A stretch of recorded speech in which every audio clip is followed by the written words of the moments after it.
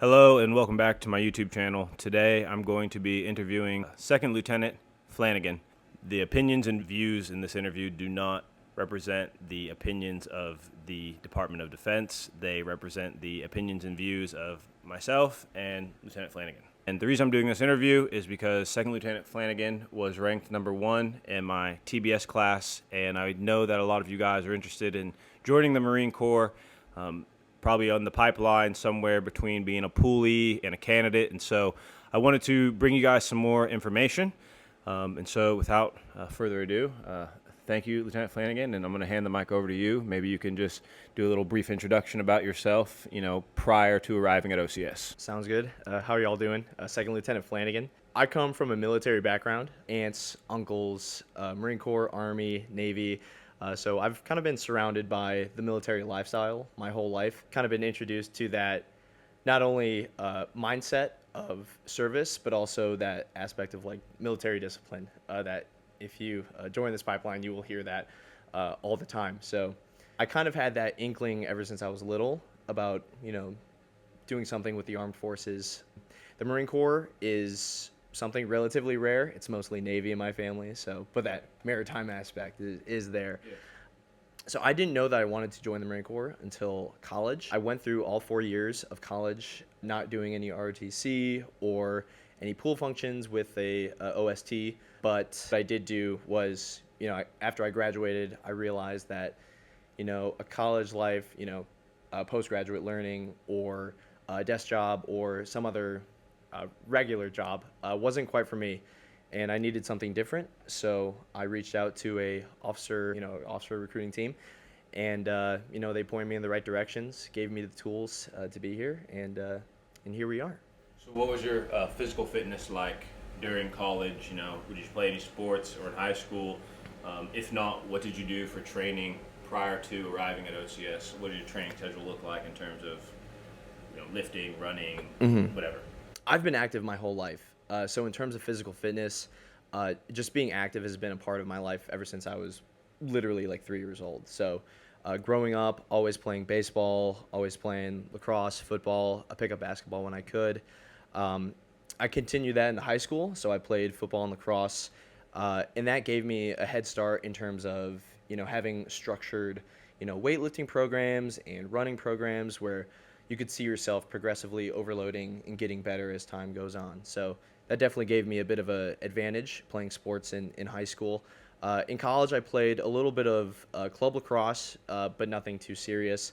But I always kept up with that weightlifting. As I realized I wanted to become a Marine, something that I struggled with was running because I had been doing all this weightlifting, focusing on short burst energy, like as you see in football.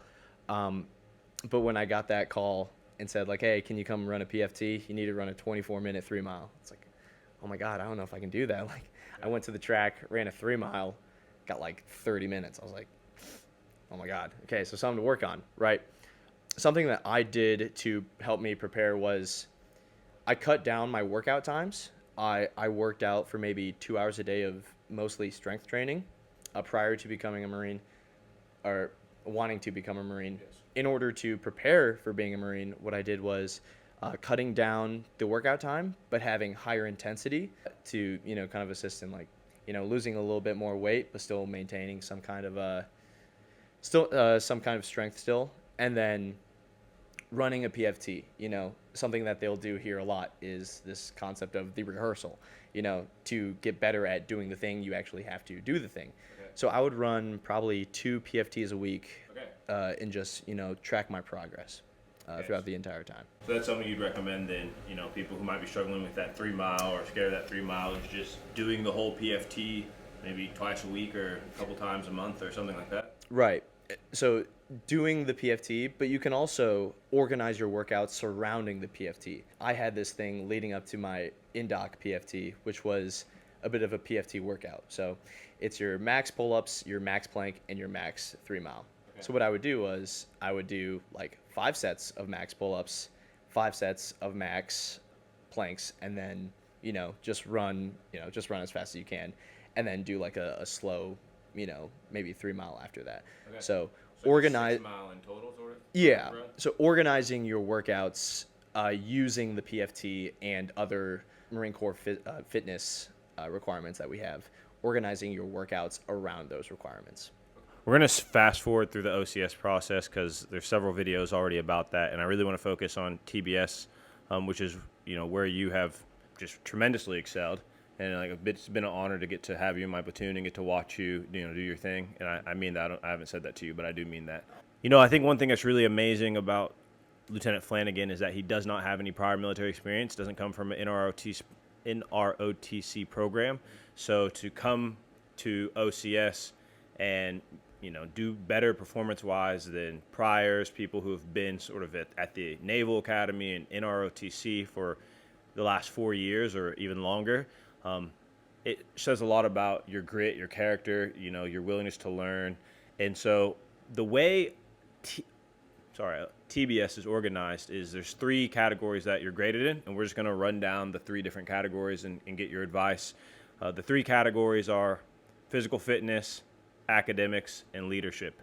And so we've already talked about what you did, what your physical fitness looked like prior, but when you arrive at OCS or TBS, I'm sorry, you don't have much time to train on your own. So maybe you can talk about what you did to prepare, how you found a time, or what your physical fitness routine looked like, and then maybe also talk about some of the events that we have to do, like the E-course, the double O, and any advice and training that you had during those times. Right. So as for physical fitness, during the POI of TBS, you hit the nail on the head. You don't have much time, and you have a lot of there's a lot going on. You have a lot of requirements, not only physically but academically.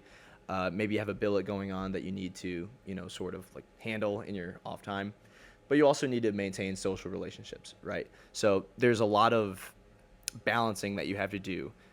What I did, similar to prior to joining the Marine Corps, you got to cut out your workout time. Everything that you do has to be very short, or I feel like this is the best way for someone to fit in workouts. If you feel like you don't have time, you need to cut out your workout time and you need to pick up the intensity. And you also need to get it while you can, right? I'm not a morning person at all, but I know a lot of lieutenants here get up maybe an hour before ODT and just go for a light jog. Something as simple as that can do, wonders as you go throughout the POI. I've seen you do it, if I see him doing it, obviously something good is going on here. Thank you. But, if you have a chow block and maybe it's a long block or you have a lot of white space, go get a workout in during the middle of the day. Get in your boots and utes and just go rip like 5 sets of pull-ups or 5 sets of push-ups, bench press. Anything that you can do to maintain your physical fitness is key, because as you find out, you spend time in the field, you really lean on that strength, as you go on, day by day. Definitely shortening your workouts, picking up the intensity, and you have to get it while you can. If it's in white space, if it's in chow, directly after securing or, a late night session at Raymer. Whenever you can, whatever fits your schedule. That's what I would say. As for what's next? Maybe some of the, I don't know what you did, but if there was any training, or how did you think about physical fitness in relation to the different performance exams? Would you, do anything around, the O course, the E course, or just what advice do you have for PFT, CFT? Maybe not those so much. But. Right. So the PFT, I kind of already covered that. For your CFT, your combat physical or combat fitness test, yeah. Those are very functional workouts that you can do by yourself. You can find a heavy object and lift it above your head a bunch of times until you really can't. That's something you can practice, obviously. Anybody can find a stretch of half a mile and just go run it in their free time, right? Those things aren't really hard. And if you have a motivated buddy, you might be able to do the buddy drag. So as for the CFT, I feel like that's just a lot of functional fitness, a lot of functional strength. So if you are doing your workouts, if you are, preparing well for your PFTs and having an overall general physical fitness, you'll do well in the CFT, no issue. As for the E-course, without giving away much of the POI or giving too many details away, because there's training value in that, get used to running with some kind of weight. Now, you obviously don't want to overdo it. You don't want to hurt yourself we've all learned throughout this POI. You need to protect your knees. You need to protect your feet. Shin splints are a huge problem. So like, be wary of that. Don't kill yourself, but also you need to get used to running with weight on your back. I would suggest doing that slowly and no more than like 2 times a week. As for the O course, you're scared of heights. You'll have to get used to that. But the instructors here are great at giving you methods that make you feel secure, make you feel efficient at that. What I would do for the O course, because it is challenging for a lot of Marines here, and rightfully so, I would say reach out to a recruiter, reach out to a nearby any recruiting office, whether it's enlisted or officer. And a lot of colleges or reservist bases have those resources available. They might have an O course around. So just ask around and just go run it by yourself. Watch people do it on YouTube, and then just get reps at it. That's really all I can say. So we'll move on to the academic portion. I can say that this is the part that I think I've been most impressed with watching you.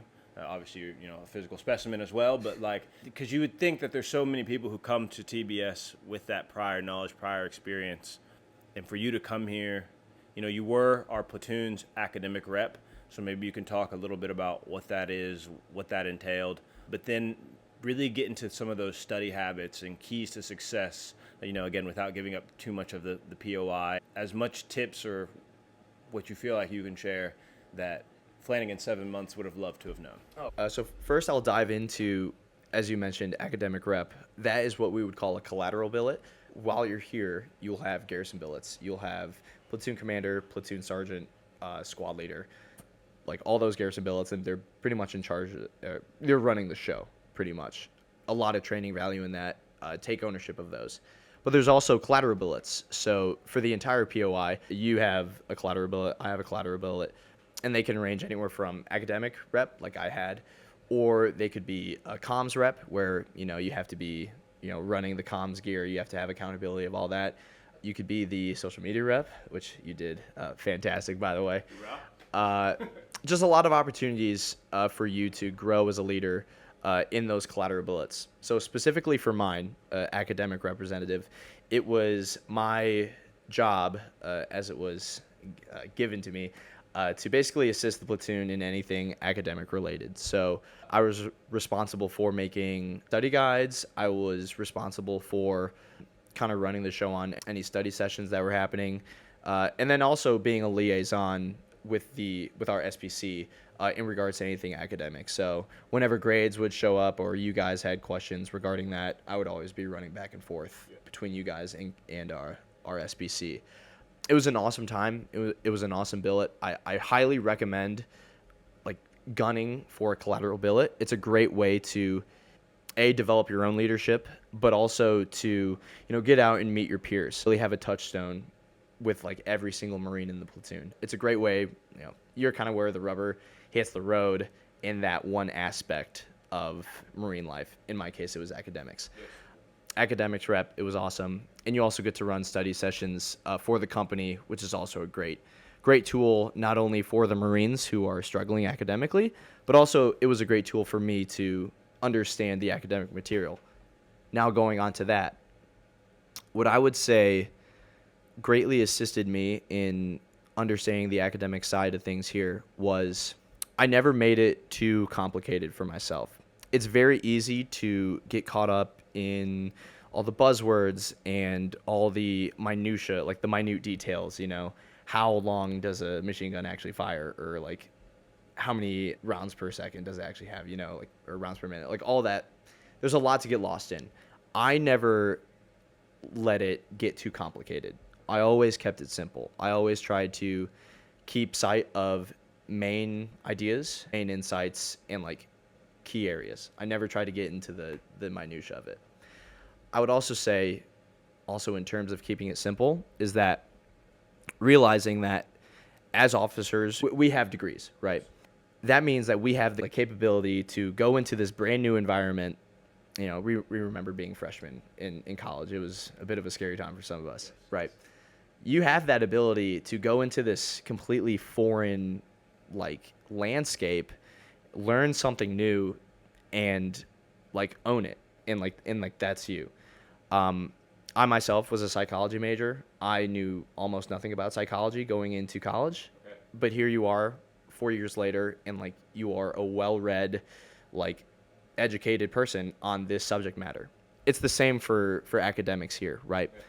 Just because it's a military professional school and everything is geared towards the military, that doesn't change the fact that you have the capability to go into this one place and learn about something new.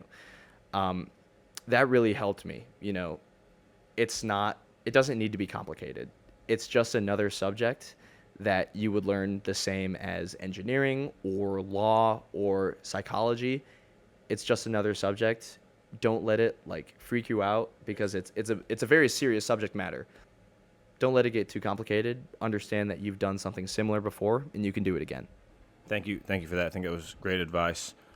Now going on to the last portion of TBS, which is leadership.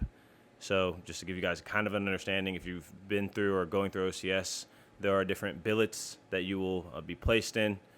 Some of these will be garrison billets. Some of these will be field billets. And they can range from anything from company commander to platoon commander to platoon sergeant, squad leader, even fire team leader. What advice do you have for graduates of OCS who are now going to TBS? Maybe you can compare and contrast some of the differences between how those billets are run, but how can one set themselves up for success? What things should they be keeping in the back of the mind as it relates to leadership? Okay. As for the leadership grade itself, or leadership in general here at TBS? Okay. So we'll go to the billets first. As I mentioned earlier, you will have garrison billets during your time at TBS. I'm not sure I'd say I lucked out, but I only had one garrison billet, which is pretty strange, actually. But also I had a collateral billet, so that definitely played a role in it, and I was very active in that. Coming out of OCS, you will have had billets at OCS that are very high stress situations, and you will always want to give it like this high energy, high tempo. I hate the buzzword tempo. You'll hear a lot about that too. But you put a lot of energy into your billets at OCS, so much so that it's almost like supercharged. It's fake moto. It's very authoritarian. Oh, yeah, exactly. You are yelling, you are screaming, and anything that you say goes, right? I had the privilege of being a squad leader the very first week that we were out of OCS, right? So I came into TBS with this OCS mindset of like, I have to run and I have to scream and I have to do everything the way exactly it's told to me. Violence in your body. Like you will be disciplined and violent. Right. I would say that's not how TBS billets are, or that's how TBS billets should be. You still need to have that good command presence. You still need to know exactly what you're doing and still have some authority surrounding kind of like your person. But you also need to realize that as a Marine Corps officer, we kind of deal in decentralized command. And we understand that sometimes it may come off as passive, but what it really is enabling the people under you to do great things, because they are obviously great people. They've made it through college, they made it through OCS, and they're here at TBS now. They've been screened. We know they're capable. Let them do their job. I would say, but also trust but verify. You will also hear that a lot. Trust that your Marines are good at what they do, but there is no harm in checking if they are actually, doing what they need to be doing. So I would say that's good for garrison billets, and I hope you have more than me. I wish I had more garrison billets. I don't know about you, but I found it to be a great way to get closer to your squad, to your platoon, to your fire team, and make better, long-lasting relationships. As for field billets, so garrison is kind of when you're in the barracks and you are, kind of living your regular life. You're going to class every day. It's SOP all around. In the field is when you're in the tree line, and you will have field billets that are for specific events. So without diving into the POI again, for different field events, you'll have different opportunities to have field billets. Success in field billets is completely, and I would almost say like 90% of your field billet performance is preparation based. Everything, like you need to have everything nailed down so that when the time comes, you're not hesitating, you're just ready to go instantly. You need to be constantly preparing both physically and mentally. I would say physically, like, do you have your terrain model kit? Is your pack like set up, good to go? Do you have your order either written or printed out? I would say most likely written, but ease of access, that's a real thing. But also mentally preparing for your field billets is huge. You need to be wargaming the possibilities of what could possibly happen at any given moment, because the AIs here love to throw chaos at you, right? So I would say the key thing for field billet success is preparation, just in every aspect that you can think of. Preparation. Yep. I think that does a great job, and hopefully you guys have taken a lot of value out of this. I want to give you the last word. What's the closing word, or the last thing you want to leave aspirational Marine officers, young candidates, poolies? What's sort of your closing message and words of advice and wisdom for them? Right. I would say understanding I would almost call it a solemnity of what we do. We do a very serious job, and you'll hear it now and again. And there's really no way to kind of beat around the bush here. We fight wars, and we support war fighters. Very serious thing we do in general. Specifically as officers or Marine officers, we're going to be platoon commanders, XOs, company commanders. We are in charge of other people's lives and livelihoods, and that's a very serious thing. You'll run into Marines who are squared away, and you'll run into Marines who are not so squared away. It's your job as a Marine officer to get them to the standard, get them to that level of livelihood, not only in the military sense, but on a personal sense, right? We need to take care of each other. And I think that kind of leads into just kind of my general overall thing I would emphasize to a younger Lieutenant Flanagan, which would be to never lose sight that this is service, and it's service it's not for Lieutenant Flanagan. My service is for Lieutenant Lima. My service is for every single lieutenant that runs through TBS, but it's also for every other Marine that runs through either the West Coast or East Coast depot. You need to be a selfless leader. You need to realize that everything you do or don't do will impact someone else's life. So you need to always keep other people in mind. Be selfless, be a servant, and never lose sight of other Marines. I think that's a great way to end. Lieutenant Flanagan, thank you for your time. Thank you for sharing wisdom. Thanks so much. Yeah.